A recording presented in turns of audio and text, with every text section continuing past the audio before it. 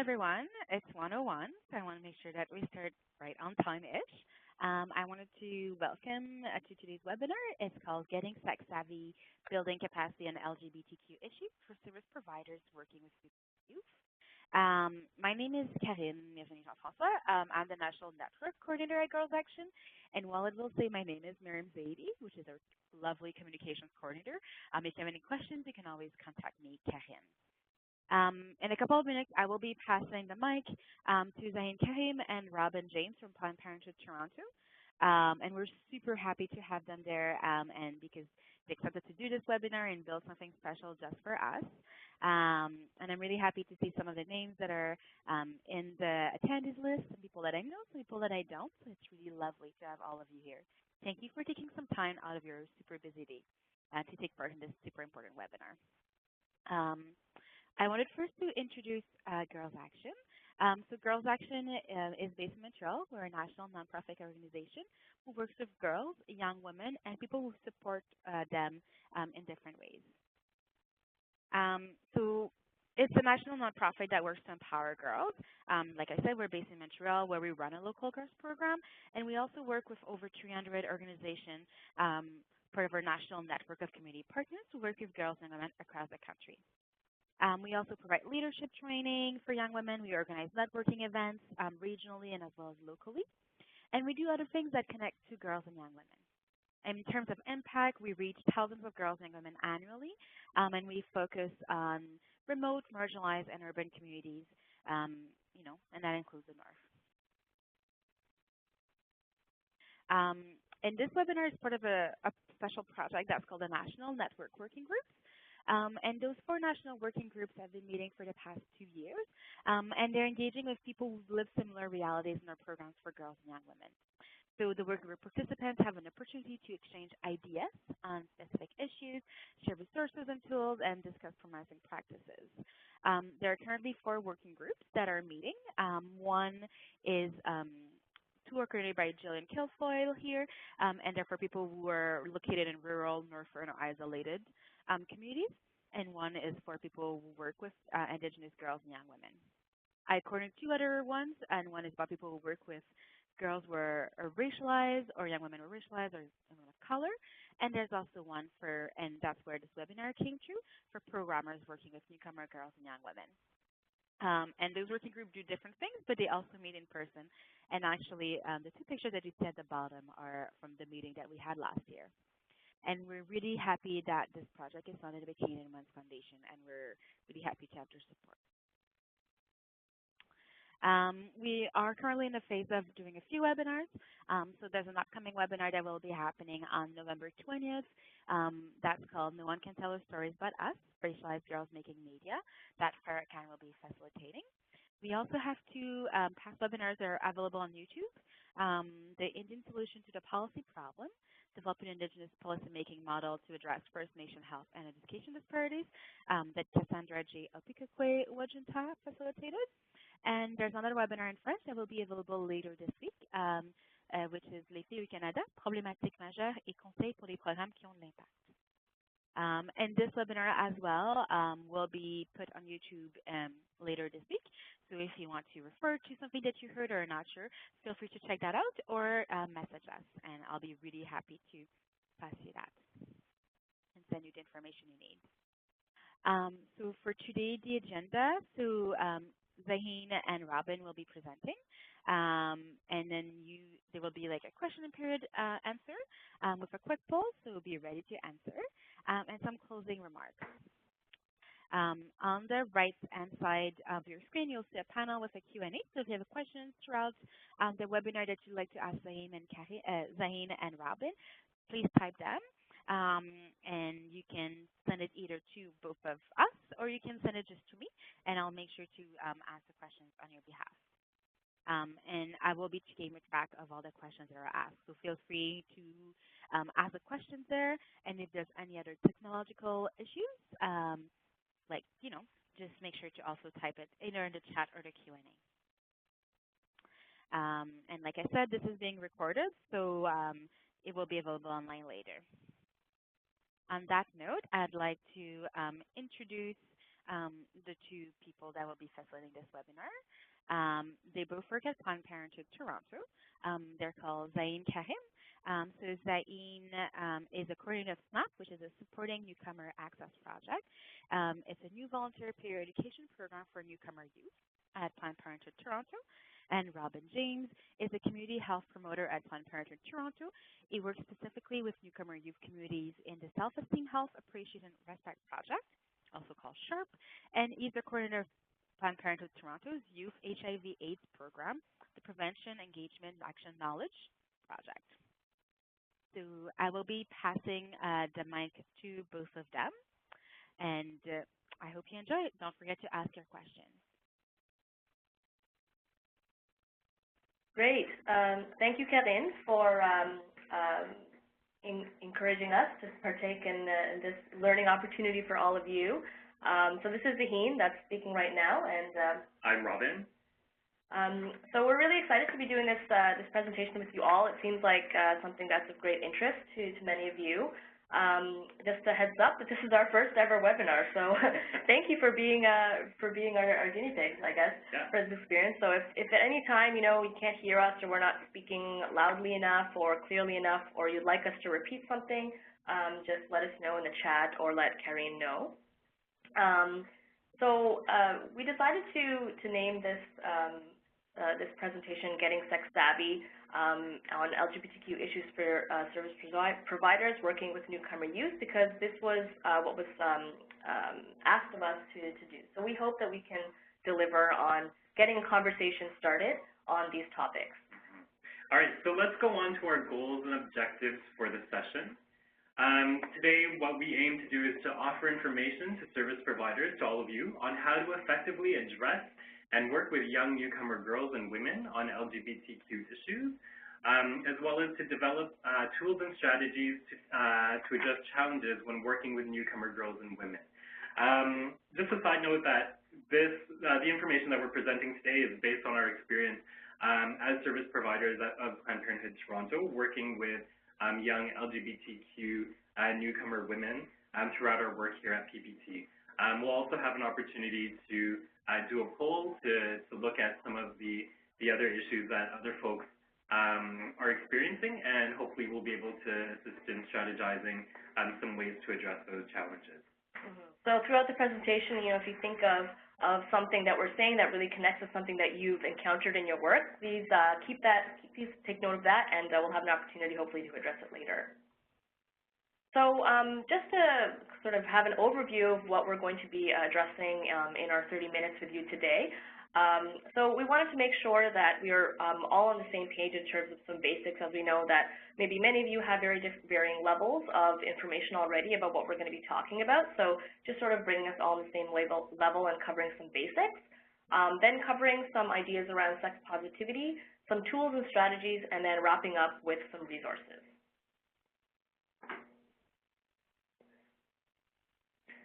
All right, so what is the difference between sex and gender?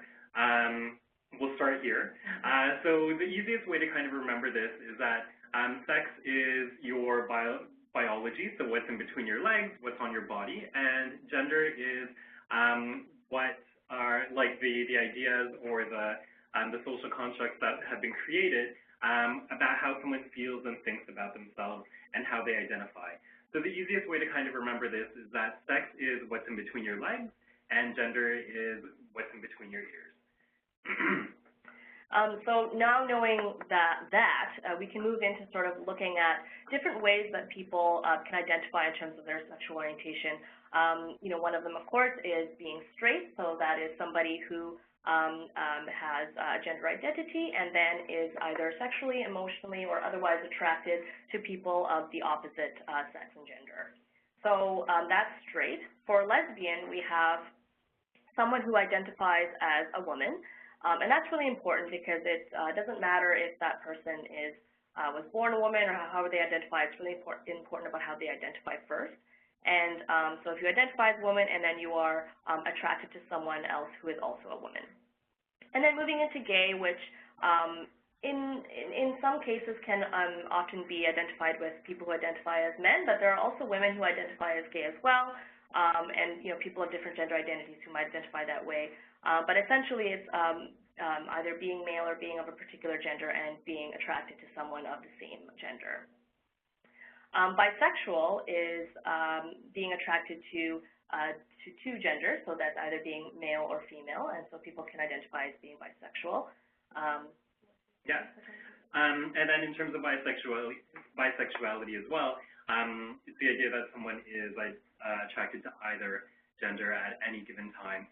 So not so much that people that are bisexual, date men Monday, Wednesday, Friday, and then, women Tuesday, Thursday, Saturday, and then they take a break on Sunday.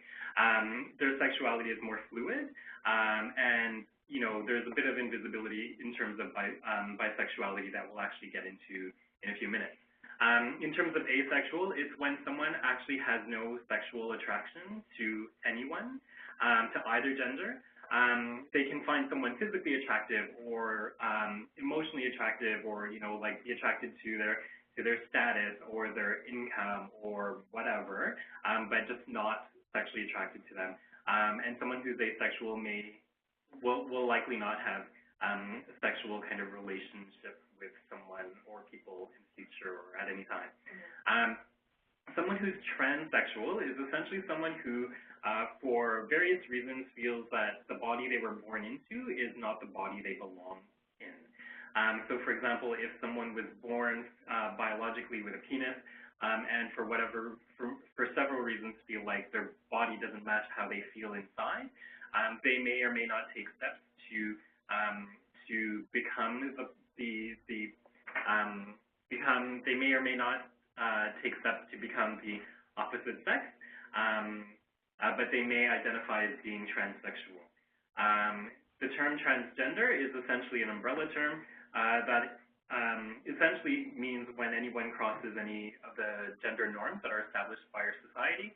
So, for example, a man doing things that are typically seen as something a woman would do, for example. So one of those things might be wearing makeup.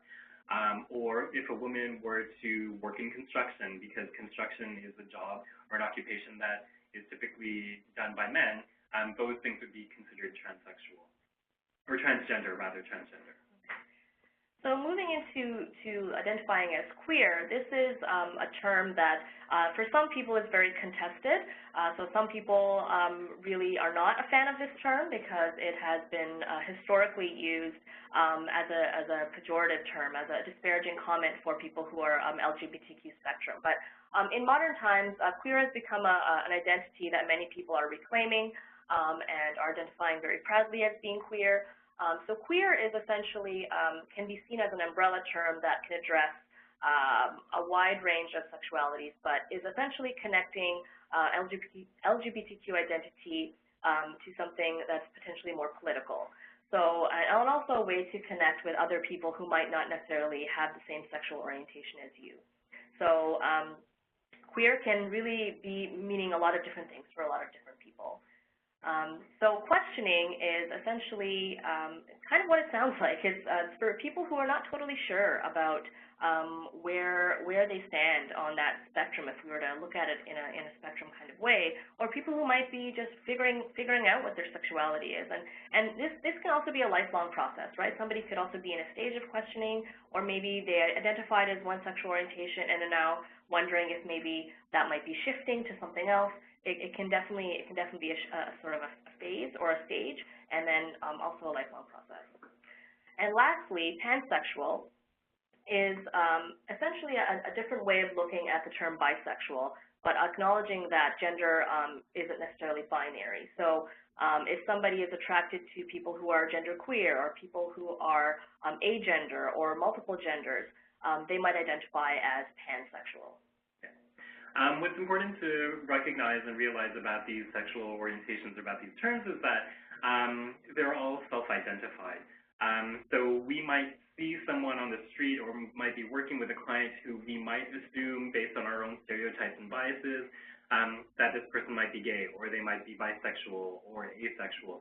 But unless someone, or until someone actually sits down and tells you or discloses that they are straight, lesbian, gay, or bisexual, or what have you, that's really the only time we'll actually ever know.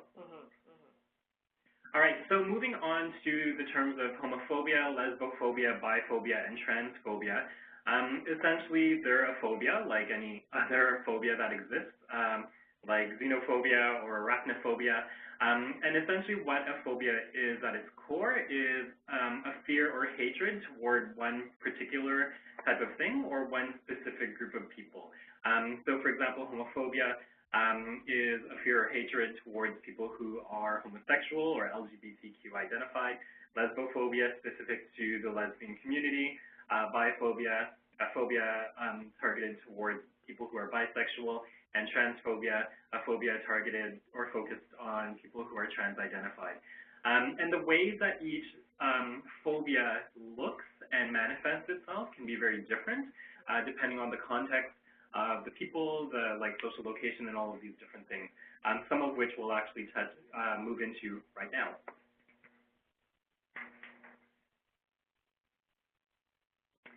Okay, so listening to all the great work that you do at Girls Action Foundation, we wanted to sort of touch on how do the LGBTQ-related stigmas that we just mentioned play out in groups of girls and young women.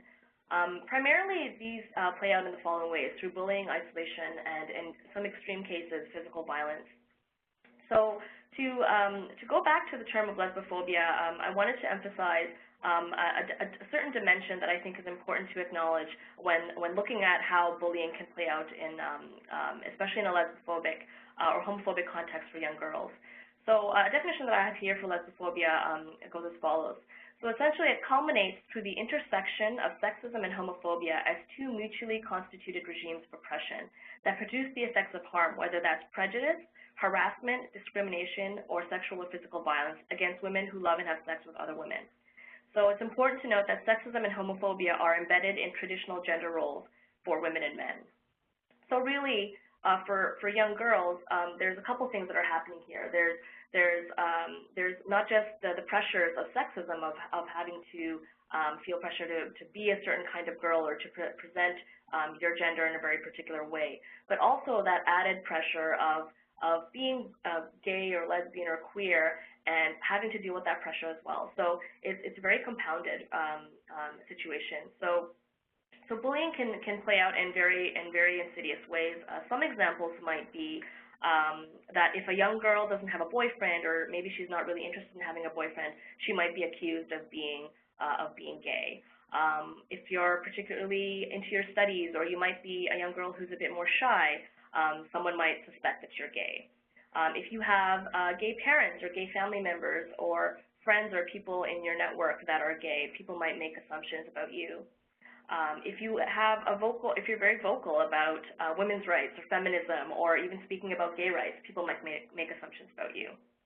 If you enjoy particular activities that are traditionally seen as male, whether that's engaging in sports or other types of more masculine behavior, people might make assumptions. And also, and this is an interesting one that my colleague brought up that we've actually encountered in some of the work that we've done with young girls, is even just physical appearance can identify someone as being a particular sexual orientation. So if you even quote unquote look gay, so what that might mean is either presenting in a masculine way, or having a bigger body size, or even more body hair or deeper voices can have people be targets of homophobic and lesbophobic bullying.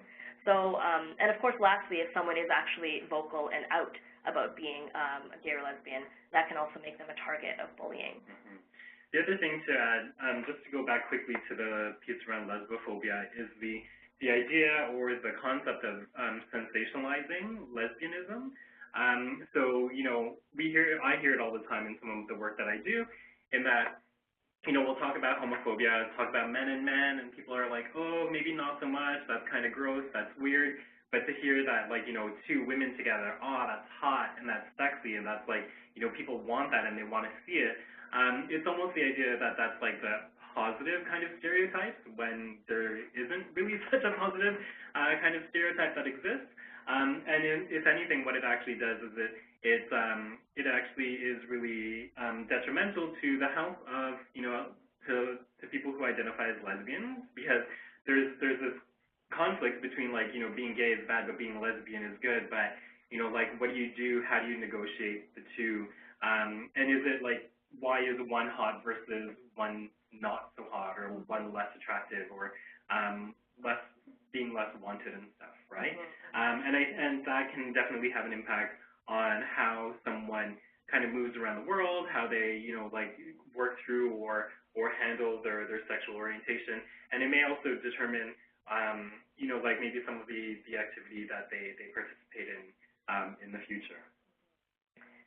So to continue on how, bullying can happen in this particular context, we've identified that slut shaming, actually, can also impact young lesbian, gay, bisexual girls, not just girls who are identifying as straight. There is sometimes a pervasive attitude, especially in communities where maybe they haven't had a chance to talk about LGBTQ issues much. Their exposure can be very superficial, or maybe based on what they see in the media or what they see in mainstream representations at pride parades and so on.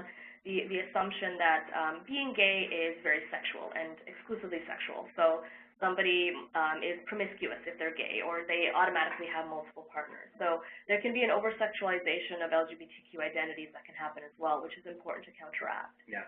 In addition to bullying, or to take bullying to another level, we're in the age of technology, where technology is pretty accessible and easily and readily accessible. And we now have cyberbullying, and cyberbullying is very different from the bullying back in my day. Not that old, but the bullying and the harassment doesn't stop now, because people have regular access to social media, to smartphones and computers and Wi-Fi, that the teasing and the taunting and the harassment actually doesn't stop. And not only can one person participate in the bullying, or just a handful of people, we've heard stories and have had youth experience like whole communities of youth bullying them and targeting them through social media, whether it's through Facebook, which apparently only old people use now, like myself, or like through Tumblr, through Twitter, and through all the other social media outlets out there now. And then, like it can go as far as, people videotaping or recording sexual encounters and then posting them for people to see. And then the people, or the person in the video who's maybe performing or providing sexual pleasure is the one that's targeted targeted with the bullying. So based on what Rhobyn was talking about, the cyberbullying, it's really, and all types of bullying, a really important place to sort of an important thing to do as a service provider is to ensure that you always create a space to believe somebody when they bring any kind of bullying instance to you. Sort of playing it down or saying that it's not a quote-unquote big deal is not going to create a space of support and a space of trust. And so ensuring also that you have sort of clear indications, whether that's in your programs or publicly in the space, that bullying will not be tolerated is definitely a good way to create a culture where you will create less bullying experiences.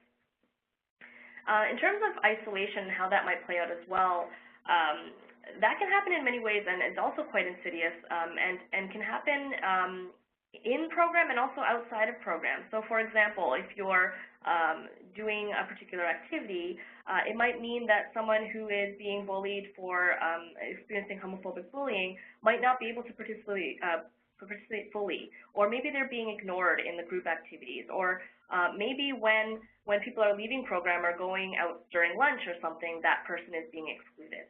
So it's important to be very aware and observant of dynamics that are playing out during programs, and also to remind people that being around LGBTQ people, or people that you might even suspect as being LGBTQ, is not unsafe.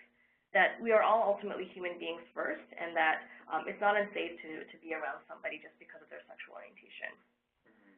And then when it comes to things around physical violence, as service providers and as organizations, it's really important that you make sure to follow your agency's protocols around youth who are under the age of 16, whether it requires reporting or documentation. It also needs to be stated that, of course, very clear boundaries need to be set, and that, hopefully the youth feel safe enough to provide more information in terms of, the perpetrators of their physical violence. And then, again, as an organization and as service providers, you would follow your protocols to do the appropriate reporting. All right, so we are now going to talk now about sex positivity.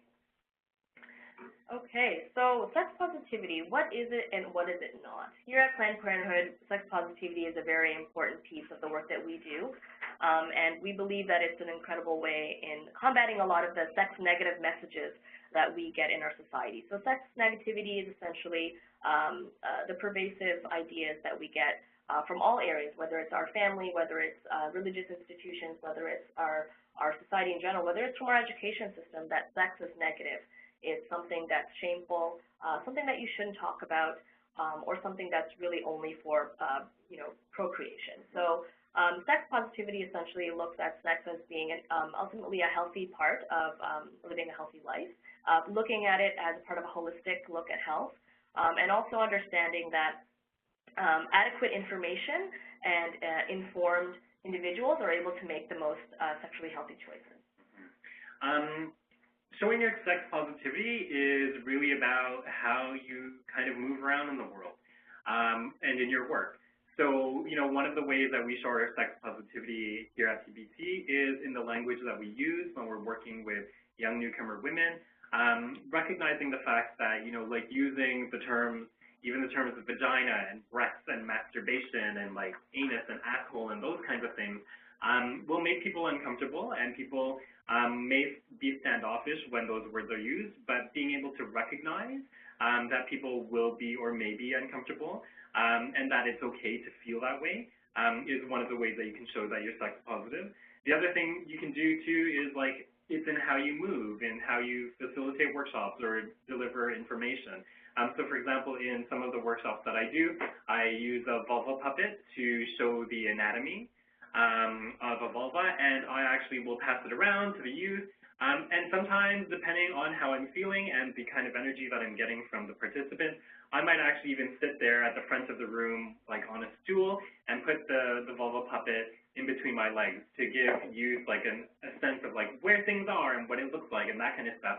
But to also do it unapologetically, so that you're able to show the youth that you're actually really sex positive, and that like, even though this is a kind of awkward or taboo topic, that people can talk about it, that you're giving permission for people to talk about it and the space to talk about it, and that you're actually showing them that there's nothing wrong with, talking about sex or being sex positive or anything like that. And then some of the challenges really are some of the things that come up with your participants. I think one of the things, it's an old adage that in order to work with other, or like to take care of other people, you've got to take care of yourself first. So you've got to actually be able to do your own work around sex positivity, and everyone's levels around sex positivity are going to be different. And it's something that changes, and it can be worked on, and it can be developed over time. Again, going back to the challenges, and sometimes, you might actually get youth who are like, we can't talk about this because it's not part of our religion, or I'm going to get in trouble, or, maybe I just don't feel like talking about it right now. And those are opportunities to have larger conversations with participants. And what I've done with young LGBTQ newcomer youth is just ask them straight out, like, what about sex can you not talk about in your religion? Or what can we do to make you feel more comfortable talking about sex in this workshop right now? And an important part of sex positivity is also acknowledging that it's not about everybody having to have sex, right? It's not about pushing a particular message onto anybody or making anybody do anything that they're uncomfortable with doing. But the fact is that we live in a society, unfortunately, where any conversation about sex is going to garner some kind of a shy reaction or giggles or laughs. But that's normal, and that's okay, and it's okay to hold space for that and to work through that. But as a service provider, if you feel awkward, then that's going to come off, right? So it's important to ensure that you're doing that work as well. Yeah, and it's, again, like, just to reiterate what Zaheen was saying, is that it's not about, like, trying to change people's minds or trying to get people to come to the other side or trying to get people to go out and have sex. It's actually about providing up-to-date, accurate, applicable, relevant information to youth that is deliver it in a way that is not shaming, that validates where they're coming from, and really meets the youth where they're at. So we've talked a little bit about what sex positivity is, but how does this actually look when we're doing this work with young girls?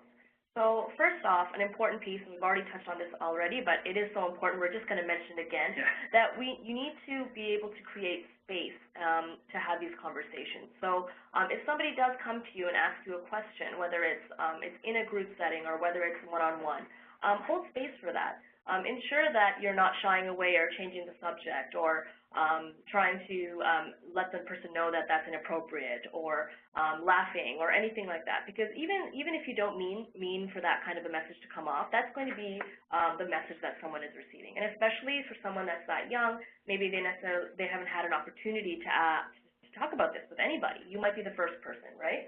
So it's important to hold space for that. We've already talked a little bit about slut shaming and body shaming.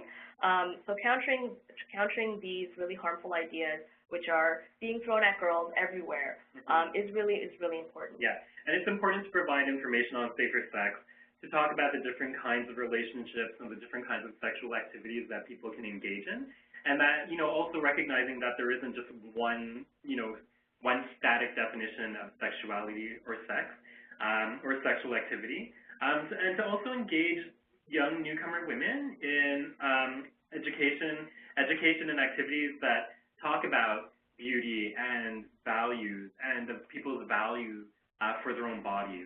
Letting them know that, the images that we see in the media of, the quote-unquote perfect or quote-unquote beautiful body is 0.001%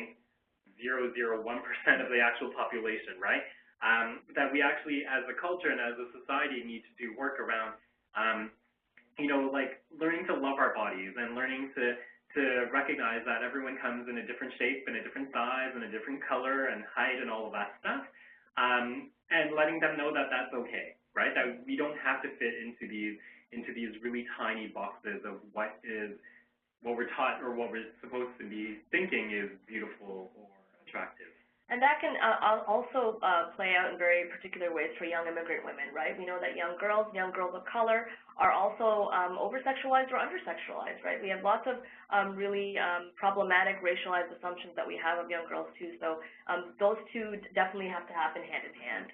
And it's important to also recognize that one of the key findings from one of Planned Parenthood Toronto's consultations, which was increasing access for newcomer youth to sexual and reproductive health programs and services.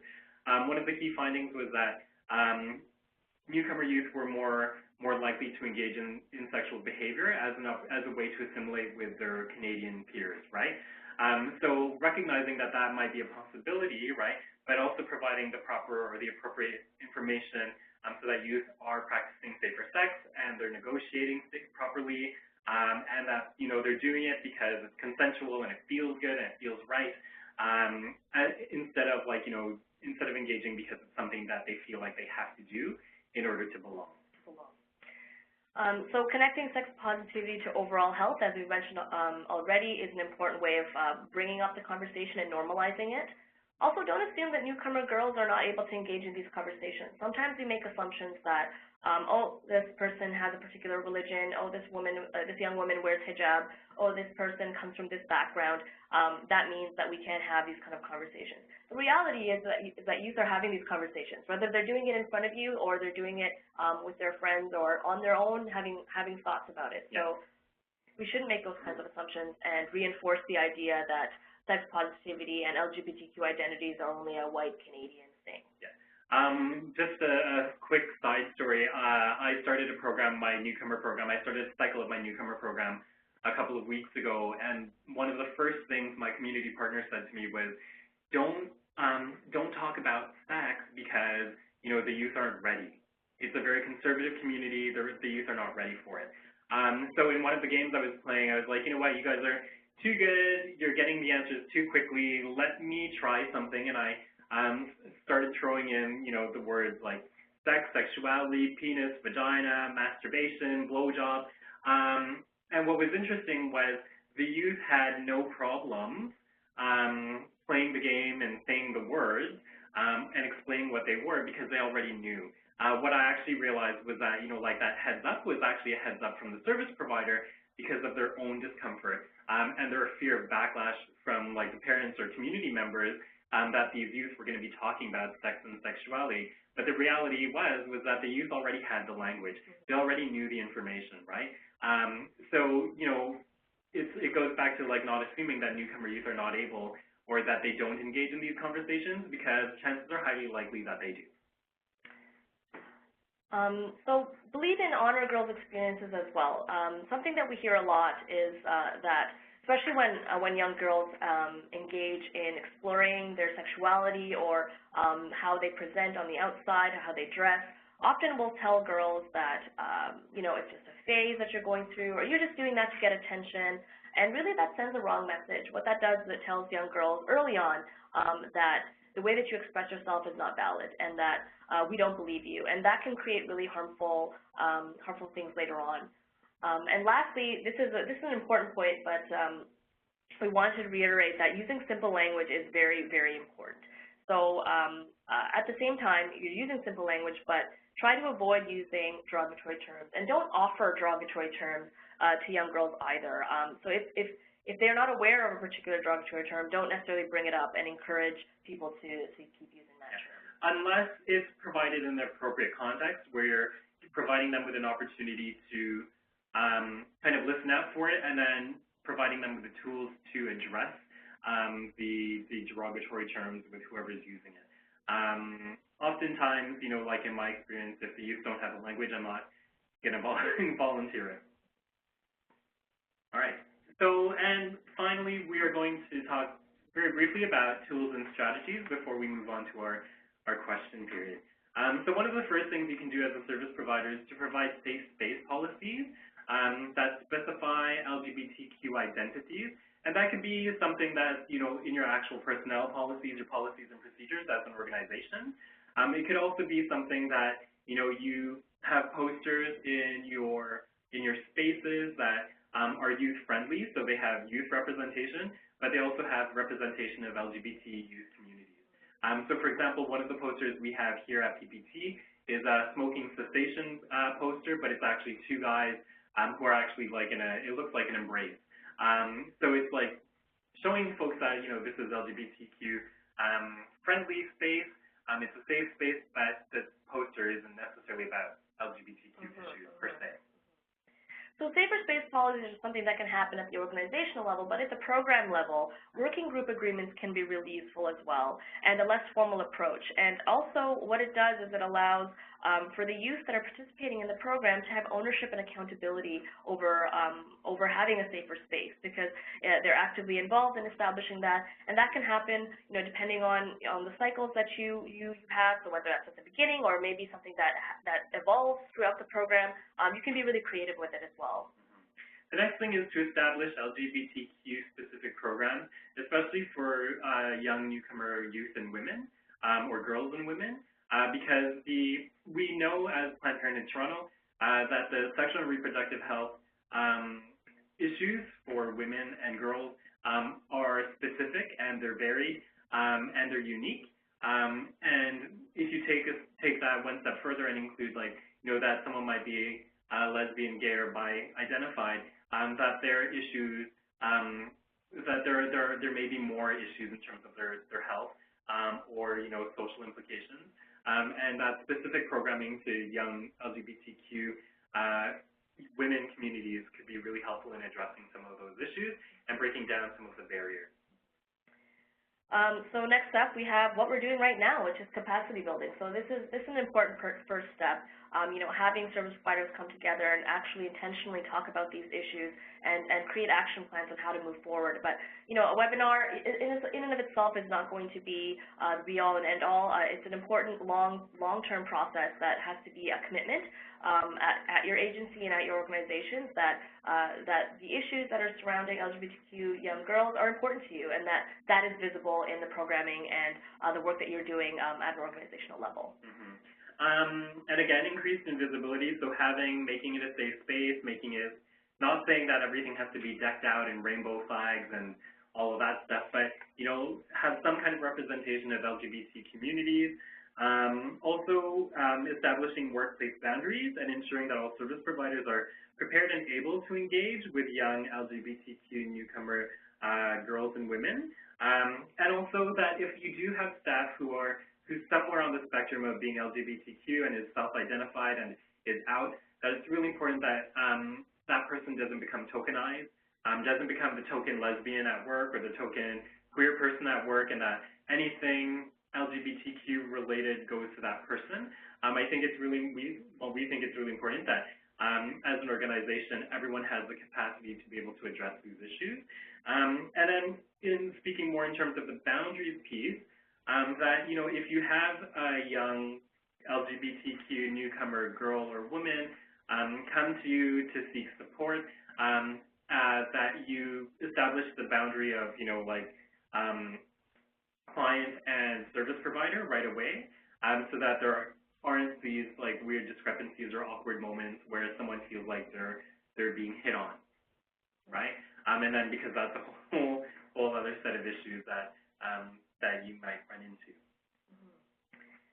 So I guess to move on, the last point.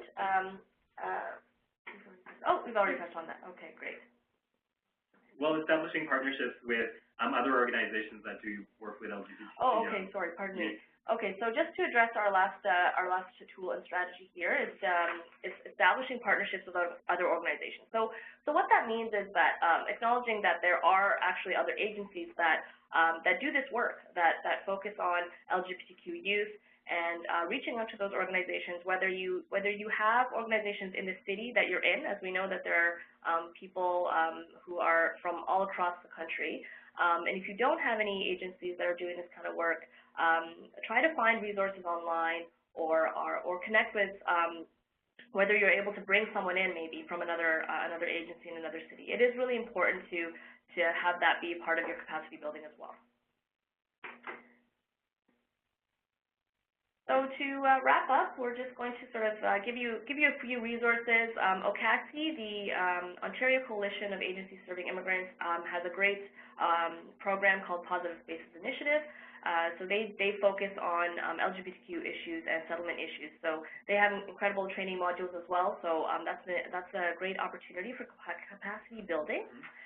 In Toronto, we have the LGBTQ Newcomer Settlement Network, which is a network of service providers who work specifically with LGBTQ newcomers, including youth and women and young women, and they meet regularly. So if you have an opportunity to establish something in your area, or if there's something that's existing, it might be a really good resource to connect with people. Great. So at this point, what we'd like to do is move into some questions. So what we've actually done is we've got a poll, but I'm going to just pass off to Karine now. Karine? Yes. Sorry, I was just muted. So Zane, you will be sending the polling question. And so it's asking people to provide a scenario that they've encountered in their work that relates to LGBTQ and newcomer youth. And if you have any questions, I just wanted to thank really Zane and Rhobyn for this really amazing presentation, linking from both the basics to sex positivity as well as tools and strategies that people can use concretely in their girls group. Great, thank you, Karine. So as she mentioned, I'm just going to open this poll. We'd like to ask you if you can provide us with a scenario that you've encountered in your work that relates to LGBTQ and newcomer youth, and you'll have about 3 minutes to give us that, any kind of an idea you have. So I'm going to open that right now.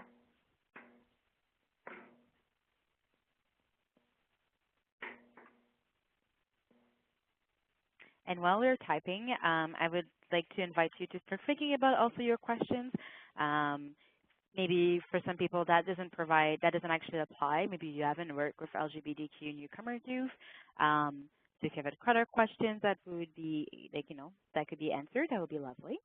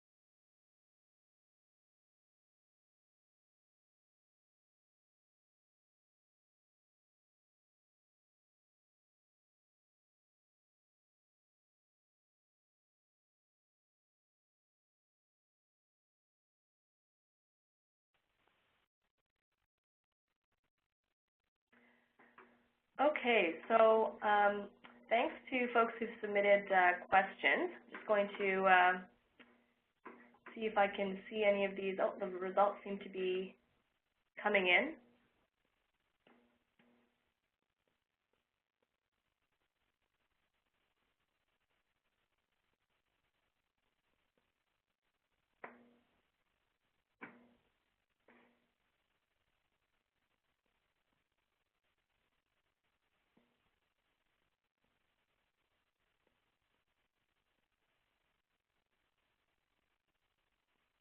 All right, so we're just going to go through the results quickly and try to address some of them.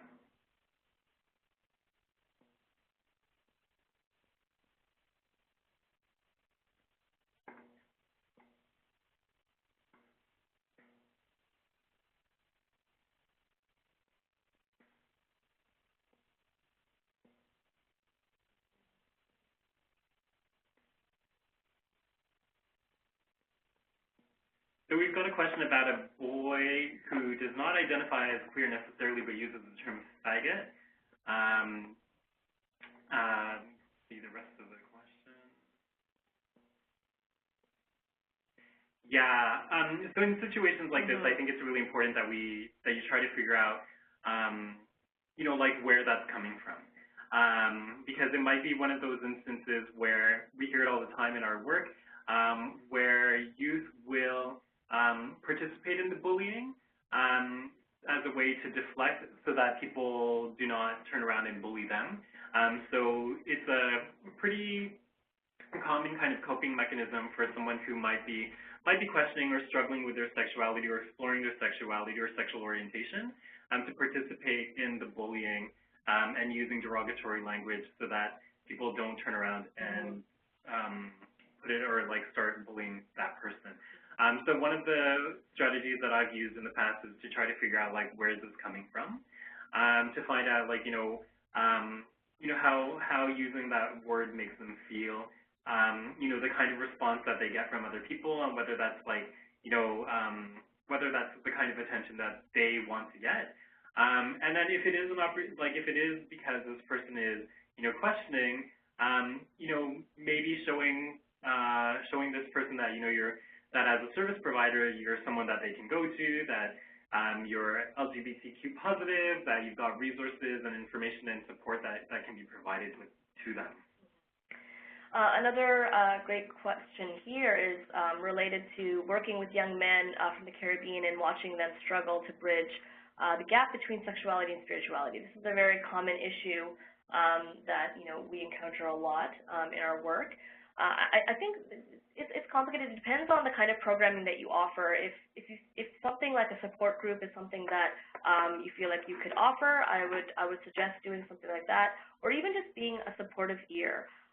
Sometimes also, depending on the community that you're in, there may be spiritual groups that actually are open to having conversations about LGBTQ. They could actually even be LGBTQ-centered spiritual groups. So finding out what resources exist in your community for people who are LGBTQ and want to maintain a strong faith connection. It's important to know that, because especially when working with newcomer youth, you're going to encounter a lot of religious struggle with identity. And so it's important to be aware of the resources that exist in your community. So we've got two questions specific to working with to youth, newcomer youth, or to youth who have disclosed that they are lesbian.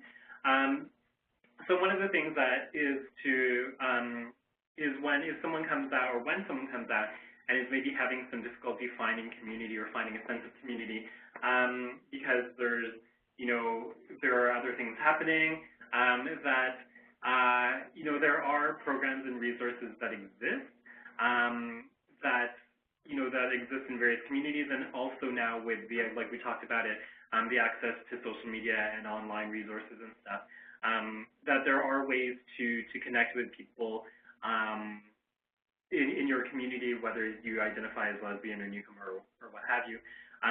But also, because the thing is the lesbophobia does exist, that those are opportunities to have conversations and discussions with people about, like, if you're a person who's being victimized by lesbophobia, what are some of the things you can do to take care of yourself, and what are some of the things you can do to help address or to combat the lesbophobia in a way that feels good and respectful for yourself, that also validates your experience and where you're coming from.